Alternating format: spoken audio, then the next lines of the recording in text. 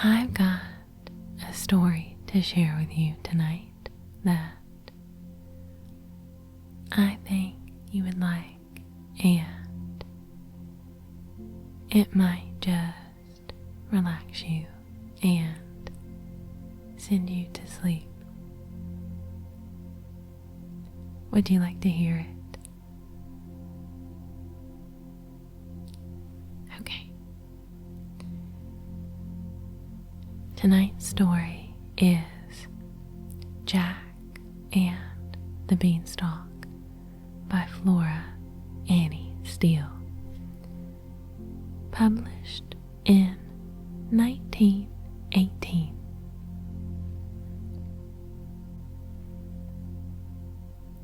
Feel free to get comfortable and just relax and listen. That's all you have to do. Just relax.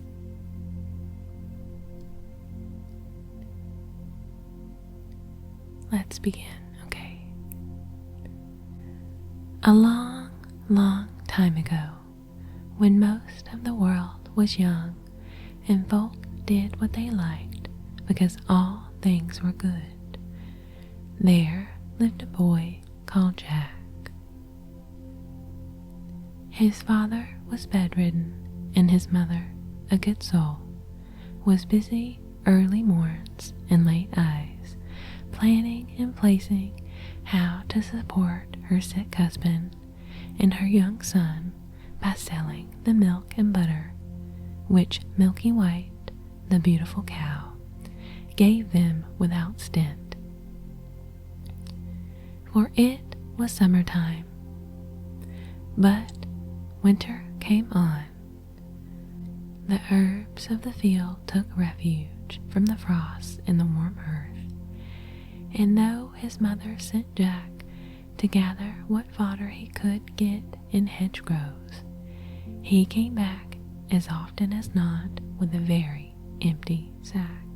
For Jack's eyes were so often full of wonder at all the things he saw that sometimes he forgot to work. So it came to pass that one morning Milky White gave no milk at all, not one drain.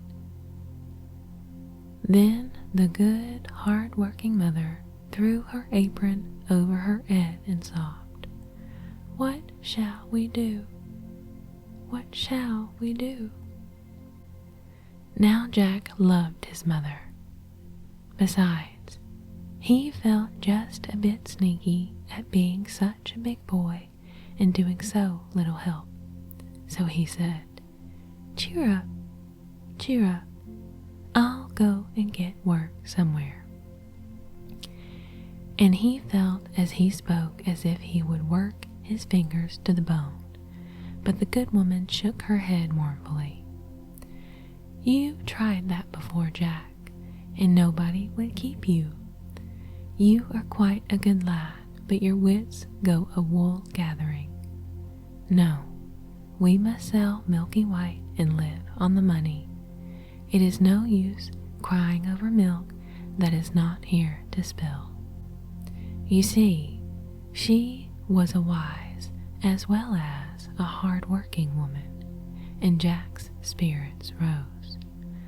"Just so," he cried, "we will sell Milky White and be richer than ever.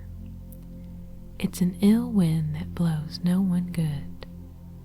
So, as it is market day, I'll just take her there and we shall see what we shall see."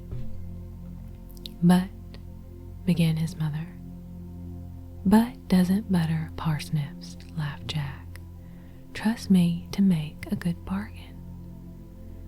So, as it was washing day, and her sick husband was more ailing than usual, his mother let Jack set off to sell the cow. "Not less than 10 pounds," she bawled after him as he turned the corner. £10 indeed. Jack had made up his mind to 20 solid golden sovereigns. He was just settling what he should buy his mother as a faring out of the money when he saw a queer little old man on the road who called out, "Good morning, Jack." "Good morning," replied Jack with a polite bow, wondering how the queer little old man happened to know his name, though, to be sure, Jack's were as plentiful as blackberries. "And where may you be going?" asked the queer little old man. Jack wondered again. He was always wondering, you know, what the little old man had to do with it, but, being always polite, he replied, "I am going to market to sell milky white, and I mean to make a good bargain." "So you will, chuckled the little old man. "You look the sort of chap for it. I bet you know how many beans make 5. 2 in each hand and 1 in my mouth," answered Jack readily. He really was sharp as a needle. Just so, chuckled the little old man, and as he spoke he drew out of his pocket 5 beans. "Well, here they are, so give us milky white."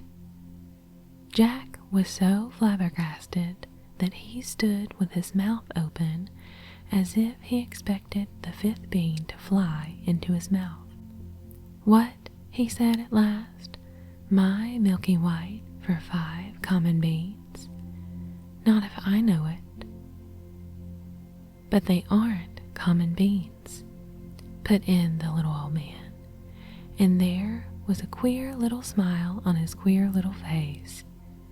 "If you plant these beans overnight, by morning they will have grown up right into the very sky."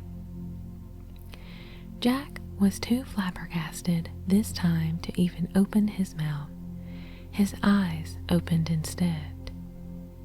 "Did you say right into the very sky?" he asked at last. For, see you, Jack had wondered more about the sky than about anything else. "Right up into the very sky," repeated the little old man, with a nod between each word. "It's a good bargain, Jack, and as fair play's a jewel. If they don't, why, meet me here tomorrow morning and you shall have milky white back again. Will that please you?" "Right as a trivet," cried Jack without stopping to think, and the next morning he found himself standing on an empty road. 2 in each hand and 1 in my mouth," repeated Jack. "That is what I said, and that is what I'll do. Everything in order, and if what the little old man said isn't true, I shall get milky white back tomorrow morning." So, whistling and munching the bean, he trudged home cheerfully, wondering what the sky would be like if he ever got there. "What a long time you've been," exclaimed his mother, who was watching anxiously for him at the gate. "It is past sunsetting, but I see you have sold milky white. Tell me quick how much you got for her." "You'll never guess," began Jack. "Laws a mercy, you don't say so," interrupted the good woman. "And I worrying all day lest thee should take you in? What was it, £10? 15?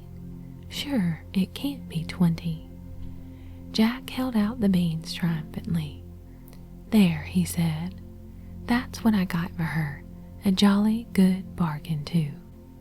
It was his mother's turn to be flabbergasted, but all she said was, "What? Them beans?" "Yes," replied Jack, beginning to doubt his own wisdom, "but they're magic beans. If you plant them overnight, by morning, they grow right up into the sky. Oh, please don't hit so hard.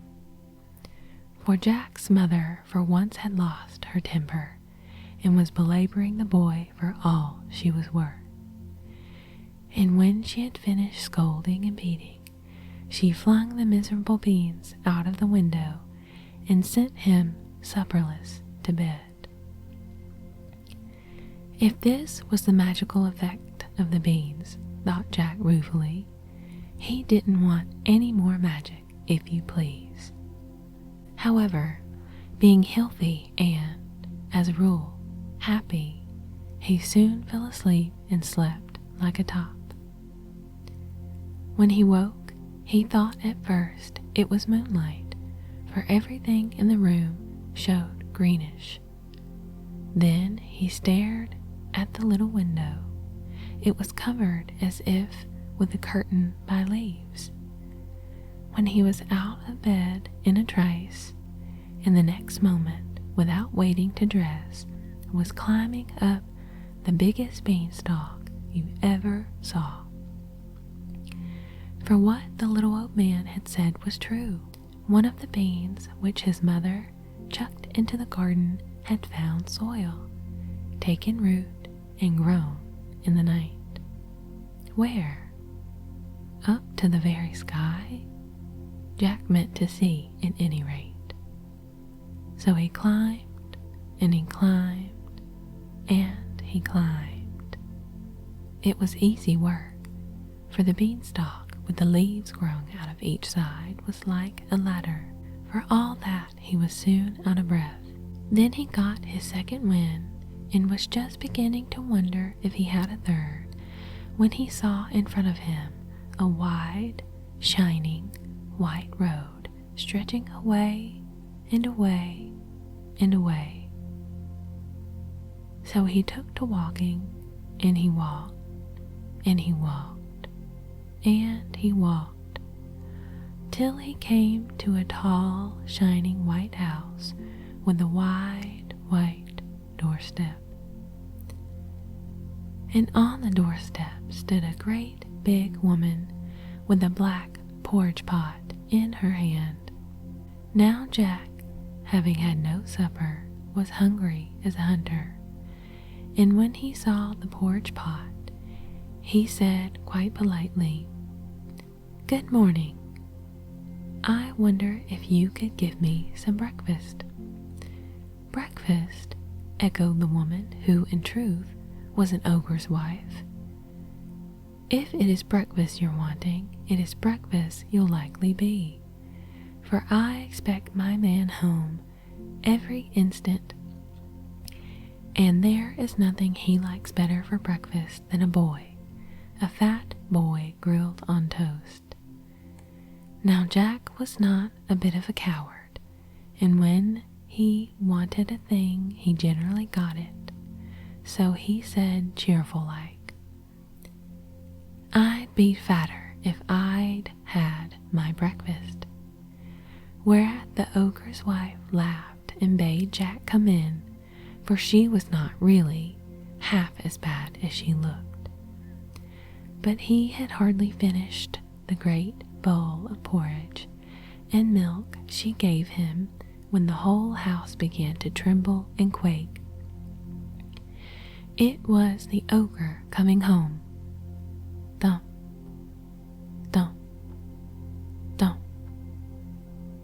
"Into the oven with you, sharp," cried the ogre's wife, and the iron oven door was just closed when the ogre strode in.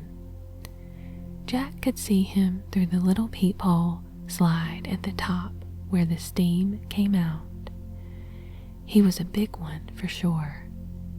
He had 3 sheep strung to his belt, and these he drew down on the table. "Here, wife," he cried, "roast me these snippets for breakfast. They are all I've been able to get this morning. Worse luck. I hope the oven's hot." And he went to touch the handle, while Jack burst out of all a sweat wondering what could happen next. "Roast," echoed the ogre's wife. "Pooh, the little things would dry to cinders. Better boil them." So she set to work to boil them, but the ogre began sniffing about the room. "They don't smell mutton meat," he growled. Then he frowned horribly and began the real ogre's rhyme. "Fee, fi, fo, fum, I smell the blood of an Englishman. Be he alive or be he dead, I'll grind his bones to make my bread." "Don't be silly," said his wife. "It's the bones of the little boy you had for supper that I'm boiling down for soup. Come, eat your breakfast, there's a good ogre." So the ogre ate his 3 sheep, and when he had done, he went to a big oaken chest and took out 3 big bags of golden pieces. These he put on the table and began to count their contents while his wife cleared away the breakfast things. And by his head began to nod, and at last he began to snore, and snored so loud that the whole house shook. Then Jack nipped out of the oven and, seizing one of the bags of gold, crept away and ran along the straight, wide, shining, white road as fast as his legs would carry him, till he came to the Beanstalk. He couldn't climb down it with the bag of gold. It was so heavy, so he just flung his burden down first and helter-skelter climbed after it. And when he came to the bottom, there was his mother picking up gold pieces out of the garden as fast as she could, for of course the bag had burst. "Laws a mercy me," she said, "wherever have you been? See, it's been raining gold." "No, it hasn't," began Jack. "I climbed up." Then he turned to look for the beanstalk, but lo and behold, it wasn't there at all. So he knew then it was all real magic. After that, they lived happily on the gold pieces for a long time, and the bedridden father got all sorts of nice things to eat. But at last, a day came when Jack's mother showed a doleful face as she put a big yellow sovereign into Jack's hand and bade him to be careful marketing, because there was not one more in the coffer. After that, they must starve. That night, Jack went supperless to bed of his own accord.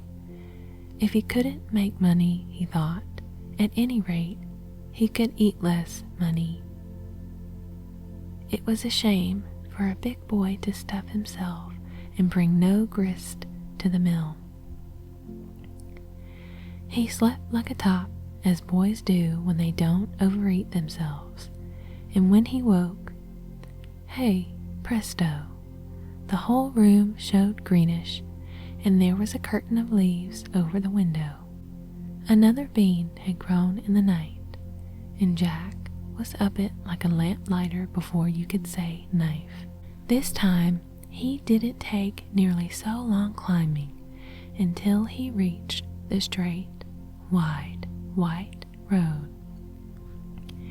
And in a trice he found himself before the tall, white house, where on the wide, white steps the ogre's wife was standing with the black porridge pot in her hand. And this time Jack was as bold as brass. "Good morning," he said. "I've come to ask you for breakfast, for I had no supper, and I am as hungry as a hunter." "Go away, bad boy," replied the ogre's wife. "Last time I gave a boy breakfast, my man missed a whole bag of gold. I believe you are the same boy." "Maybe I am, maybe I'm not," said Jack with a laugh. "I'll tell you true when I've had my breakfast, but not until then." So the ogre's wife, who was dreadfully curious, gave him a big bowl full of porridge. But before he had half finished it, he heard the ogre coming. Thump, thump, thump. "In with you to the oven," shrieked the ogre's wife. "You shall tell me when he has gone to sleep." This time Jack saw through the stem peephole that the ogre had 3 fat calves strung to his belt. "Better luck today, wife," he cried, and his voice shook the house. "Quick, roast these trifles for my breakfast. I hope the oven's hot." And he went to feel the handle of the oven door, but his wife cried out sharply, "Roast? Why, you'd have to wait hours before they were done. I'll broil them. See how bright the fire is?" Growled the ogre, and then he began sniffing and calling out, "Fee, fi, fo, fum. I smell the blood of an Englishman. Be he alive or be he dead, I'll grind his bones to make my bread." "Twaddle," said the ogre's wife, "it's only the bones of the boy you had last week that I put into the pig bucket." Said the ogre harshly, but he ate the broiled calves, and then he said to his wife, "Bring me my hen that lays the magic eggs. I want to see gold." So the ogre's wife brought him a great big black hen with a shiny red comb. She plumped it down on the table and took away the breakfast things. Then the ogre said to the hen, "Lay," and it promptly laid. What do you think? A beautiful, shiny, yellow, golden egg. "None so dusty, Henny Penny," laughed the ogre. "I shan't have to beg as long as I've got you." Then he said, "Lay," once more, and lo and behold, there was another beautiful, shiny, yellow, golden egg. Jack could hardly believe his eyes, and made up his mind that he would have that hen, come what might. So when the ogre began to doze, he jumped out like a flash from the oven, seized the hen, and ran for his life. But you see, he reckoned without his prize, for hens, you know, always cackle when they leave their nest after laying an egg, and this one set up such a scrawling that it woke the ogre. "Where's my hen?" he shouted, and his wife came rushing in, and they both rushed to the door.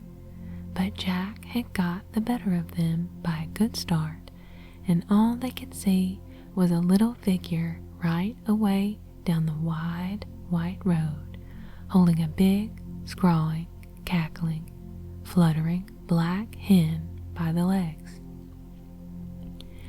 How Jack got down the beanstalk he never knew. It was all wings and leaves and feathers and cacklings. But get down he did, and there was his mother wondering if the sky was going to fall. But the very moment Jack touched the ground, he called out, "Lay," and the black hen ceased cackling and laid a great, big, shiny, yellow, golden egg. So everyone was satisfied, and from that moment everybody had everything that money could buy. For whenever they wanted anything, they just said, "Lay," and the black hen provided them with gold. But Jack began to wonder if he couldn't find something else besides money in the sky. So one fine moonlight midsummer night, he refused his supper, and before he went to bed, stole out to the garden with a big watering can and watered the ground under his window, for he thought there must be 2 more beans somewhere, and perhaps it is too dry for them to grow. Then he slept like a top. And lo and behold, when he woke, there was the green light shimmering through his room, and there he was in an instant on the beanstalk, climbing, climbing, climbing for all he was worth. But this time he knew better than to ask for his breakfast, for the ogre's wife would be sure to recognize him. So he just hid in some bushes beside the great white house till he saw her in the scullery, and then he slipped out and hid himself in the copper, for he knew she would be sure to look in the oven first thing. And by he heard thump, thump, thump, and peeping through a crack in the copper lid, he would see the ogre stalk in with 3 huge oxen strung at his belt. But this time, no sooner had the ogre got into the house than he began shouting, "Fee, fi, fo, fum, I smell the blood of an Englishman. Be he alive or be he dead, I'll grind his bones to make my bread." For, see you, the copper lid didn't fit tight like the oven door, and ogres have noses like a dog's for scent. "Well, I declare, so do I," exclaimed the ogre's wife. "It will be that horrid boy who stole the bag of gold and the hen. If so, he's hid in the oven." But when she opened the door, lo and behold, Jack wasn't there. Only some joints of meat roasting and sizzling away. Then she laughed and said, "You and me be fools for sure. Why, it's the boy you caught last night as I was getting ready for your breakfast. Yes, we be fools to take dead meat for live flesh. So, eat your breakfast. There's a good ogre." But the ogre, though he enjoyed roast boy very much, wasn't satisfied, and every now and then he would burst out with "Fee, fi, fo, fum," and get up and search the cupboards, keeping Jack in a fever of fear lest he should think of the copper. But he didn't, and when he had finished his breakfast he called out to his wife, "Bring me my magic harp. I want to be amused." So she brought out a little harp and put it on the table, and the ogre leaned back in his chair and said lazily, "Sing." And lo and behold, the harp began to sing. If you want to know what it sang about, why, it sang about everything, and it sang so beautifully that Jack forgot to be frightened, and the ogre forgot to think of fee, fi, fo, fum, and fell asleep, and did not snore. Then Jack stole out of the copper like a mouse and crept hands and knees to the table, raised himself ever so softly, and laid hold of the magic harp, for he was determined to have it. But no sooner had he touched it than it cried out quite loud, "Master, master!" So the ogre woke, saw Jack making off, and rushed after him. My goodness, it was a race. Jack was nimble, but the ogre's stride was twice as long. So, though Jack turned and twisted and doubled like a hare, yet at last, when he got to the beanstalk, the ogre was not a dozen yards behind him. There wasn't a time to think, so Jack just flung himself onto the stalk and began to go down as fast as he could, while the harp kept calling, "Master, master, at the very top of its voice. He had only got down about a quarter of the way when there was the most awful lurch you can think of, and Jack nearly fell off the beanstalk. It was the ogre beginning to climb down, and his weight made the stalk sway like a tree in the storm. Then Jack knew it was life or death, and he climbed down faster and faster. As he climbed down, he shouted, "Mother, Mother, bring an axe, bring an axe." Now his mother, as luck would have it, was in the backyard chopping wood, and she ran out thinking that this time the sky must have fallen. Just at that moment Jack touched the ground, and he flung down the harp, which immediately began to sing of all sorts of beautiful things. And he seized the axe and gave a great chop at the beanstalk, which shook and swayed and bent like barley before a breeze. "Have a care," shouted the ogre, clinging on as hard as he could. But Jack did have a care, and he dealt that beanstalk such a shrewd blow that the whole of it, ogre and all, came toppling down, and, of course, the ogre broke his crown, so that he died on the spot. After that, everyone was quite happy, for they had gold to spare, and if the bedridden father was dull, Jack just brought out the harp and said, "Sing," and lo and behold, it sang about everything under the sun. So Jack ceased wondering so much, and became quite a useful person. And the last bean still hasn't grown yet. It is still in the garden. I wonder if it will ever grow. And what little child will climb its beanstalk to the sky? And what will that child find? Goody me. Good night.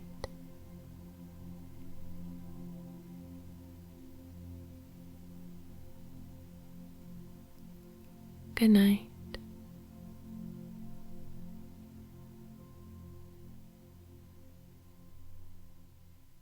Good night.